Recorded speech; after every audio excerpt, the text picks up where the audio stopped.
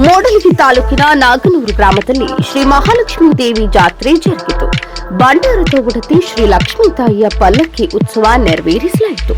ಜಾತ್ರೆಗೆ ಸಾವಿರಾರು ಜನರು ಹರಿದು ಬಂದಿದ್ದು ಅತಿ ವಿಜೃಂಭಣೆಯಿಂದ ಪಲ್ಲಕ್ಕಿ ಉತ್ಸವ ನೆರವೇರಿಸಿದ ಭಕ್ತರು ಡೊಳ್ಳು ಮತ್ತು ಡಿಜೆ ಹಚ್ಚುವ ಮುಖಾಂತರ ರಥೋತ್ಸವ ಮತ್ತು ಪಲ್ಲಕ್ಕಿ ಉತ್ಸವಕ್ಕೆ ಮೆರುಗು ತಂದರು.